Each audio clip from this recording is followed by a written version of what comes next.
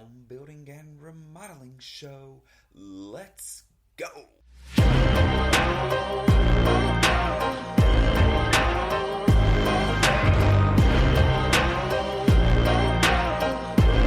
Welcome everybody to the home building and remodeling show. My name is Chris Kirby and I'll be your host. I am the owner of 3 construction companies on the Alabama Gulf Coast. The show is about residential construction. We're going to cover topics of home building and remodeling. Are you thinking of doing a remodel or building a home? Are you a contractor looking to improve your knowledge base or grow your business? Have you ever done a remodel project or built a home? There were so many things you wish you knew or that you could have done differently during the process. Then this show is for you. We break down the process of building and remodeling and how to have the best results during your project. Whether you're a DIYer looking for tips, someone looking to hire a contractor to do a project, or a contractor looking to expand your knowledge base or your business. Welcome aboard. Glad to have you. Stay tuned.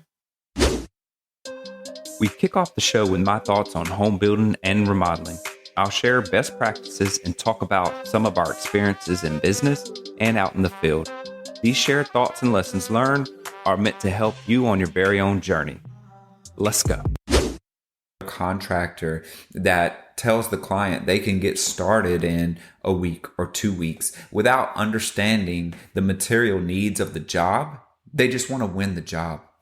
And so you as a consumer, you as a client should be a little bit leery of the fast response contractor. Oh, I could start that tomorrow. Well, the reality is, have you picked out all your materials? When is the vanity going to get here? Do they have the shower kit? Do they have the door in stock? You know, if you as the client don't have all of the materials sitting there ready for the project, and even if you think you do, sometimes you don't have everything you need. And so make sure that you're choosing the person that understands that. When we do our estimates, we do it all in. So we give them labor and materials, and we give them allowances for their things such as tile, vanity, anything that they need to pick out.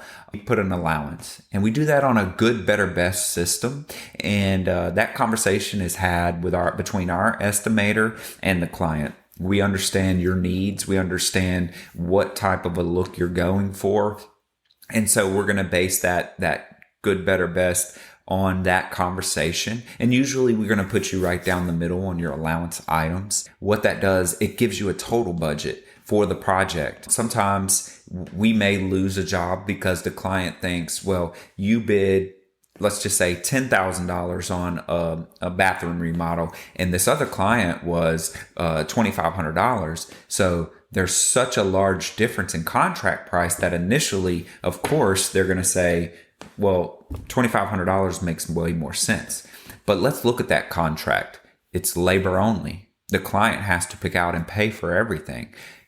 And there's an education that comes with doing a remodel that you should be educating the client and say, listen, here's what we need for the project. All the minor materials we're going to bring to the table. I don't expect you to know all the technical details and understand the different types of screws or different types of mortar that you're going to need for a project. However, you should understand that these are allowances and we have to get those picked out, and that costs money. So I've given you the labor number, which is usually competitive. Okay. We may be a little higher because we are a larger company, I would say, in the remodeling industry. We have 23 people here.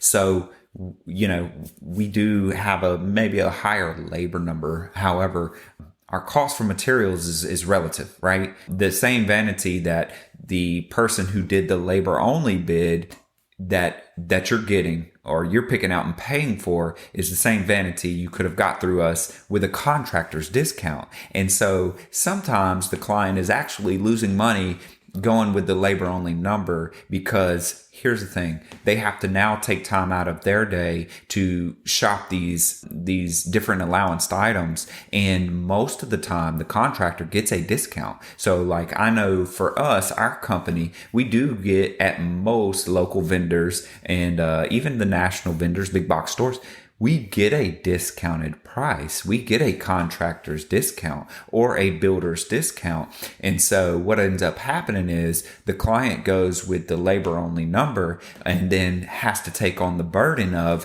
finding and shopping for and paying for all of the allowance items that come with a kitchen or bathroom or whole home remodel.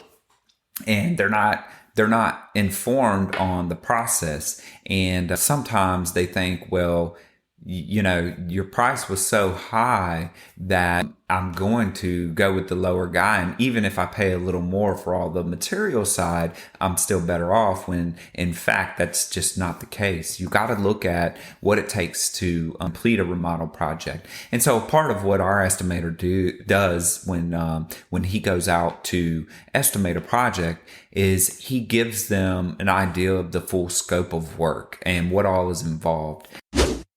And now we move into Shop Talk. It's the portion of the show where I bring in a co-host and we cover trending topics in home building and remodeling. Hope you enjoy. Let's go. So today we're going to talk about finding your niche and then also staying within that niche once you find it. One of the things we learned in the beginning was it's very difficult to take on all jobs in remodeling, and it's easy to take that job because you need the money coming in or something like that. So you're going to take that job on, but that may not be your strong suit. However, you're trying to get your name out there. You want people to know who you are. And so you take the job and then you don't do it to how it should be done. Expectations. Yeah. And so part of, what I wanted to bring you in to talk about today is finding that niche. But like for us, we do kitchen and bath, and we stick to mainly interior remodeling. What's your thoughts on finding your niche and, sticking to it? Do you believe in that? I mean, once you're like going through your apprenticeship, you kind of always find something you enjoy doing more than other stuff. And, that's usually what you need to stick to. If you enjoy it, you got to do it. So you have some passion. You're coming in and doing something that you enjoy, right? That's kind of what you were talking about. Yeah. But too, the flip side to that is for you to really, you've heard the term, what is it? Jack of all trades, master of none, right? Exactly. Which means like for us, we really care about the outcome of our work. And so we try to stick to kitchen and bath, and sometimes people know you. We're locals. We both grew up here, and, they're like, well, come on, we know each other. Don't you think you can do, for instance, for us, would you come and do siding? I need a contractor to do siding. I'll pay you for it. Why can't you do that for me? Right. So if you get a friend that calls and we're focused on kitchen and baths, but they want you to do siding, how does that kind of look? If it's outside of our bread and butter, I would prefer to give them a referral, you know what I mean? Right. Somebody that I would trust to do it for them, because, I'm not going to send our guys that are tile and, flooring and cabinet guys to go do some siding when it's not something they do regularly. Now, what if it's a client and they're like, listen, I know your company. I know your company's good. I've seen pictures of your work. I'm willing to pay more for you to come do siding. What would you do it? That's not your strong suit. Not do it myself, but get it subbed out. Yeah. There's a difference too, right? Because going to look at it and then using a subcontractor. Now that's completely different. And we do that type of stuff all the time. Yeah. But like having our guys and girls go in and do something like that, we're really kind of setting them up for failure, because you talk to the team and the teams, they're like, sure, we can do that. We can try to make that work. But that's not really the mentality that you want when you're trying to master something, or you want real quality work done. Right. Or there's going to be mistakes made because they're living in kitchen and bathrooms all day, every day. And now we've got them doing exterior siding or something. Right. Yeah. Yeah. It would definitely throw them for a loop a little bit. You know what I mean? They would have to kind of figure out what they're doing. Relearn it. Yeah. I guess you would say. So the process, so long. Right. The process is going to be a little bit slower, right? So when you find your niche, when you find what you're good at, then you start becoming better, more efficient. And not only does your quality improve, but your efficiency does. So the progress, it seems to speed up a little bit because you know what you need. You start knowing what materials you need. You start knowing how the workflow is supposed to go. And so if you kind of stick to that, when you're, from the estimator's perspective, it's a little bit easier to estimate the same type of job over and over too, right? Yes. So you can build. So if a standard bathroom, it's super easy to build the estimate to because I've done so many. You've done it over and over and over. And so same thing for like kitchens for us. We've done it over and over and over. And most of the interior remodeling, we've done over and over. And so you start to get better and better too, not only at the workflow, the process, but budgeting, right? Exactly. You know what you can and can't do to make your money go a little bit further if you stick to what you're good at. Right. And the money part of it, like if you're getting slow, here sometimes during the winter, but since we're on the Gulf Coast, there's a lot of condos and a lot of vacationers. So there's always work to be done here as a contractor. But if it gets a little slow, you really might think about going outside of what you would normally do because the paychecks are getting a little slower and you got people to pay and things like that. But it seems that's where you get yourself in some hot water is doing something that you're not really good at just because you're a contractor, right? Doesn't mean you should be doing finishing sheetrock. That's right. Yeah, no, right. And people say, well, contractor, don't they do, pretty much everything? No. There are trade contractors that are good at painting. And that painter probably doesn't need to be doing your electrical work. Right. Or that painter probably doesn't need to be doing your tile. You do get better when you are a painter and you paint all the time. Or if you do tile and that's what you stick to. Yeah. That's all you do is tile? Yes. And there's a difference. Like, even for us, when we're looking at subcontractors and we're looking at people that we want to work with or have work for us or work for our clients, we know. I hate to say it, but we do kind of have a rank, like who's our go-to, who's our first electrician, who's our first plumber, because that it's quality. They're going to be in line. Basically their numbers, where they're going to come in at with their bid. And so when, again, back to the estimating side to this, you kind of can tell what our plumber's going to charge to do a drain move in a bathroom. Well, when you start venturing outside and you want to build a deck, you got to kind of reinvent the wheel. Right. And even money, money's tight, but now you're spending more time on the estimate, trying to figure out what you need to do it. And you could be licensed to do it, but that doesn't mean that it's always a good idea. Right? What would you say to somebody that, because we see it, right? We all know that contractor that's getting started and all of a sudden they're just got their hands in every pot. Yeah. So, I got a guy. Yeah, I got a guy. Or they will try to. Yep. My guy can do that. Yes. My guy can do this. Yeah. And it gets you in hot water. So, for us, I think the message this week is find your niche, stick to it because you're good at it and your quality is going to improve. The money is going to improve. And the big thing, like for us, was now you become known for that, right? There are companies that, for us, I would say around here, we're known as the go-to for kitchen and bath. Right. And that's what we wanted to do.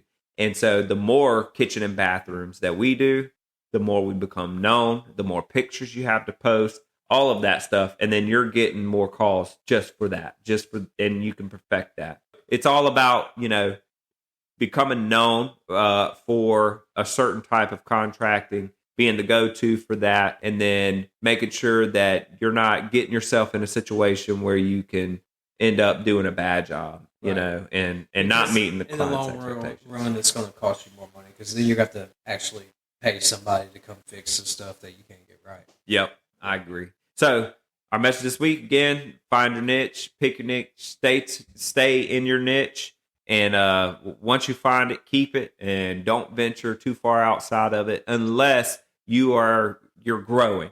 So in a growing business, if you hire on a couple of people that can do a deck or can do siding, and you want to go down and start taking those siding jobs because that's their background, that's a different story. Right. But for the most part, if you've got a bunch of interior remodelers, keep them on interior remodeling. Yep. Awesome. You have recently been promoted. You were doing the estimates. Now you're doing project management. So here we've got a few project managers that work with us. Some of them run houses. You, for the most part, are running 5 crews in kitchen and bath and interior remodeling.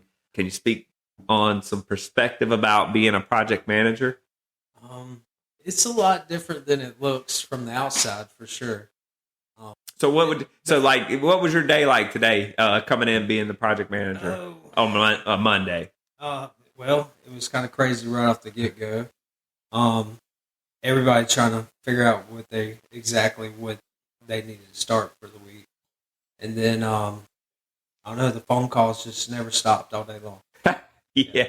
See, and that's the thing. Most people want those promotions and understand. I mean, you had this conversation, so it wasn't that big of a deal. But, most people want these promotions and they become the project manager. And we've had a few, but before you, it was really, Mark or my dad or, somebody close, because it will burn you out quick. And so what we tried to do is make sure that you can solely focus on the project management side. Day to day, you are making sure that our crew leaders have what they need, and you're the buffer between our company and the client. Right. And so you were speaking about the phone calls earlier, and a lot of what you're doing is really checking on jobs. And if there's an issue that comes up, the estimator has a vision when they send over that estimate. When the client accepts, the client has their own vision, right? And sometimes those things don't align. And so where you come in is you make sure to kind of help them understand our perspective, and then meet their goals, right? Exactly. And so what happens when something like that, you can't meet the client's expectations, or the client's calling because, the estimator came out and did an estimate and it's not going the way, and we've had that happen. It's not going the way they thought. Right. I mean, you just got to kind of, pad the situation as best as possible with them. And, not everybody's going to be happy, but you got to do your best to try to put out the fire, I guess you would say. Yeah. Make everything work. Yeah, absolutely. And sometimes that gets tough, huh? Yeah. Yeah.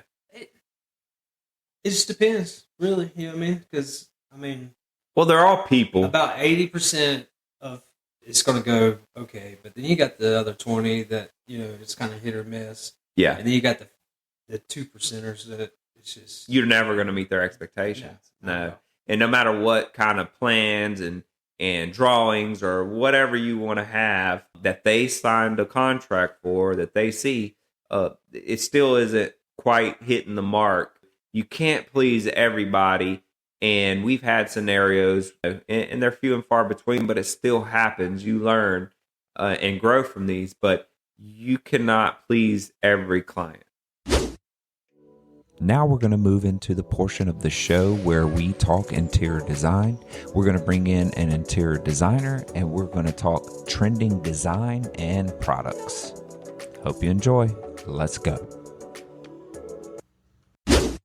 Kitchens and bathrooms sell homes. Yeah. That's just what it is. The whole aesthetic of the home makes sense, but it's kitchen and baths and location and land. Yeah. You have an interior designer come in and make all these selections to make your life easier. Yes. But also so it'll sell quicker. Yeah. So you don't want to sit on that property. Yes, that piece, but also, like you said, some stuff that makes sense. But, we are investors. We're not interior designers. Right. So there's a point where if you're thinking something looks good, I can tell you now, my team, our team of interior designers, they let me know when stuff does not look good all the time, probably more than y'all should, but it's okay.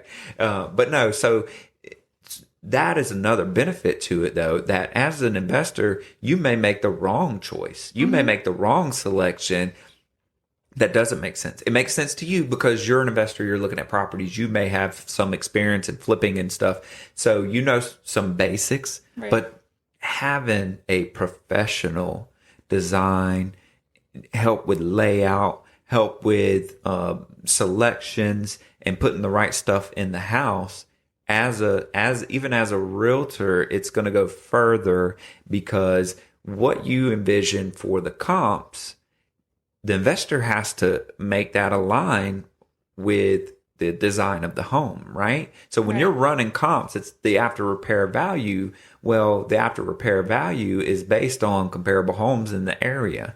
Well, as an investor, we don't know all of those details. Right. So you can say, look, here's what other homes have. And as the interior designer, you can say, this is what we need to put in. And not only because it makes sense for the comps, but it looks good compared to what, you know. And have you ever run into that? Like, have you run into where you have worked with a flipper or an investor and they're not making the right choices? Like, you're like, that's an iffy, you know, color on the wall or anything like that. Have you seen that? Yeah, I mean, I've seen them, and I've walked into properties, showing other, clients myself, and, they put a shiny picture on the description and, and then you walk in the door and it's, placement of walls and bright colors and just, you want to be trendy, but not too trendy. But, you walk into some and you're like, oh, that's the deal breaker. So I'm glad you said that. So, and it just, so as an investor, it is smart to have a professional even evaluate and help you come up with a game plan before you get started. Because like you said, once it's done, it's done. It's done. And so you, as a real estate agent walking in with a client, you're like, ooh, and so you actually can hurt the value of the property by making the wrong choice, the wrong decision, selection, layout, stuff like that. But whereas if you have somebody like yourself, an interior designer, a good contractor, a good realtor, those things can help you sell, make the right decisions, and get the work done properly as well. Yeah. Okay. So it's definitely a team effort. There's, I've been in a lot of properties to where it's like a Mona Lisa from a distance. It looks good, sure. But when you're looking up close at like actual finished work, I've walked in and simple things of paint. Like paint makes a huge difference. Sure, like, absolutely. Just that alone, like you come in, it looks crisp and clean. It looks new. Yeah. But I've walked in properties where they didn't even clean the property and they painted over dirt and they painted over dust, and you're seeing the clumping and all these weird things, and it's just like you wasted your time. Yeah. But all those things matter. I mean, from who you're working with to do all the renovations, sure. and who's running it, and the realtor and the designer. I mean, collectively, we need to work together and make sure that it is a clean, finished product, because ultimately you're going to sit. It's going to sit. You want to have a team. And that's, kind of, I go back to that word turnkey. But as an investor, your bottom line is you want to make money off the deal. Oh, right. Right? You want to, not only do you want to make money off the deal, but you don't want it to be time consuming, heavy lifting for your part. Yep. Especially if you're out of town or you're unable to visit the property quite frequently. And you don't want to be a general contractor. Right. You need a team. So where you are a realtor, we have an interior design team.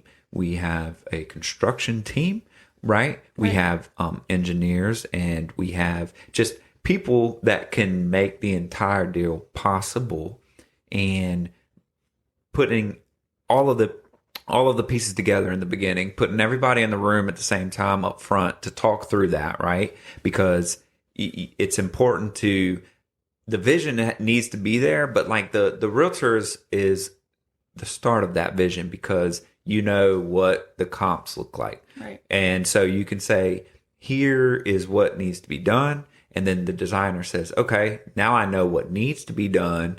let's talk about the vision from the interior design perspective. Let's start making drawings, yada, yada. And then the contractor is going to do the work, but they've got to pull permits. They've got to have engineered drawings. Those things are all things that we can provide turnkey. So when you're looking to do this and when you're looking at a property, make sure that those key people are the right people to work with, right? Your contractor, your realtor, and then take it a step further and do hire an interior designer because they provide so much. They are your eyes and ears. So Christy and I talked about this on one of the podcasts, but the interior designer is a mediator, really is what it is. Your job is to you present a vision to a client. As an investor, you should present a vision to that investor. And the investor's like, looks good, they're excited. Well, then from there, your job is to make selection to keep the vision intact. So you're acting as a mediator. And when the contractor, one of our companies, they say, hey, listen, we're not able to move that wall without an engineer, or, we can move it, but you have to put a column right there. Right? And some of those things you don't know in the beginning. It's just a rendering. But once you rip open and do the demo, you're like, oh, got to have a column. The engineer isn't going to budge. He says there's got to be something supporting it. Well, having an interior designer involved, you now just pivot. You say, okay, here's the original drawing. Now I've got to have the column. Let's make this work. Here's the new vision. You see what I mean? Yeah, absolutely. And those are things that without a team like that, you're doing on your own. Thanks for joining us today. As always, we are grateful for our listeners and your continued support. Please subscribe to our YouTube channel. Follow us on social media via Facebook, Instagram, and TikTok. Get more info at our website, www.thehomebuildingshow.com. And as always, remember who we are, the Home Building and Remodeling Show.